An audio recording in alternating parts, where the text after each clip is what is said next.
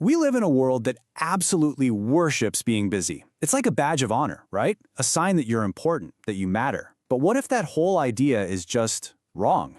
Today, we're going to dig into a concept that flips that on its head and explore a pretty powerful, counterintuitive truth about what real success actually looks like. And that brings us to this central paradox. It doesn't quite add up, does it? We're all told to hustle, to grind, to pack every single minute of our day. And yet, when you look around at the people who have real control, over their time, their money, their lives, they often seem so much calmer, slower, even. So let's try to unpack that mystery together. All right, so first things first, we have to ask, why does being busy feel so good? Because it does, right? It's way more than just a full calendar. It's this deeply ingrained habit, culturally and even psychologically. I'm sure we've all felt that pressure. And yeah, maybe even that little hit of satisfaction from a totally slammed day.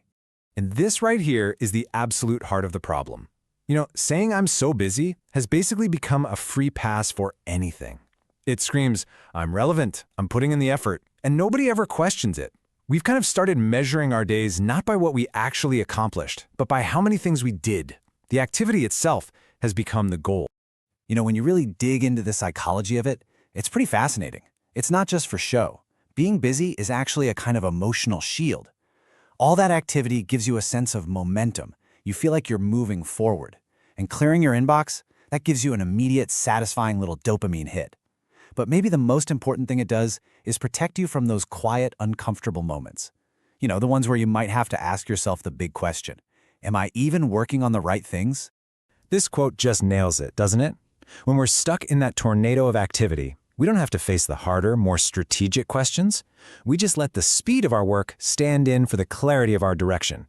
Yeah, it feels productive, but is it really getting us any closer to where we want to go? Okay, so we've established that busyness feels good, but it definitely comes at a price.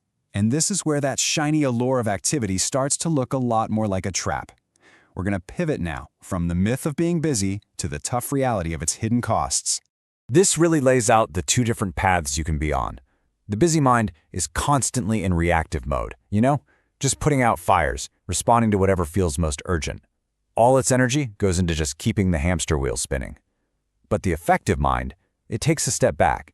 It focuses on what's truly important, not just what's urgent, and it invests energy into building systems that prevent those fires from ever starting in the first place. And this is a huge reason why busy people so often feel stuck. Just look at this. The huge majority, that big slice of the pie, of those psychological rewards you get from being busy, like finishing a to-do list, they're local. They feel great today, but tomorrow, they reset right back to zero. They don't build on each other.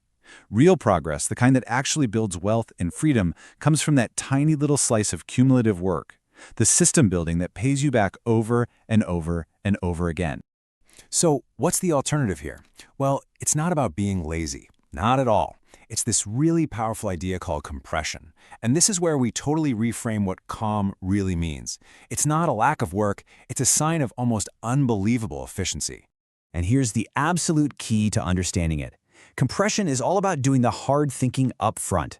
You design a system or build a structure or create a process so well that it just doesn't need your constant hands-on attention anymore. The work gets baked into the system itself. And there's a clear path to get there. It starts with designing things upstream, thinking about the end result from the very beginning. Then, you build a really solid system to make it happen. Now, this third step is critical. You have to trust that system enough to stop constantly watching over it. And that is how you get to the final step, true leverage, where your results are totally disconnected from your hour-to-hour effort. I love this quote because it just gets right to the point. That calm, that sense of ease you see in really effective people, that's not a fluke. It is the direct result of incredibly smart, front-loaded work that is now quietly compounding for them in the background. It's the dividend check from a smart investment they made a long time ago. Okay, so this brings us to what is really the core idea here, the fundamental difference that separates these two ways of working and really of living.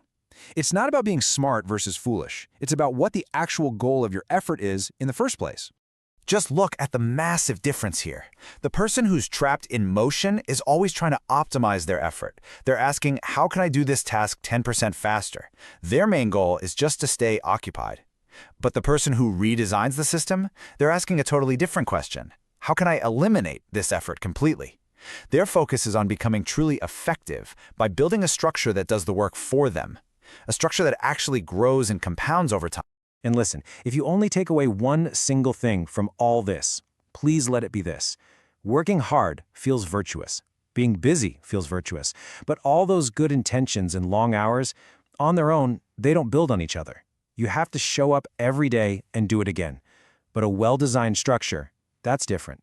That's what grows all by itself, quietly, over time. So, we're going to end by turning this question back to you. Take a hard look at your own busyness, at your own daily grind. Is it just about maintaining the status quo, just keeping things running? Or is your activity, your real effort, actually constructing something, a system, an asset, a structure that will one day give you the freedom to finally be calm? That, right there, is the real question worth answering.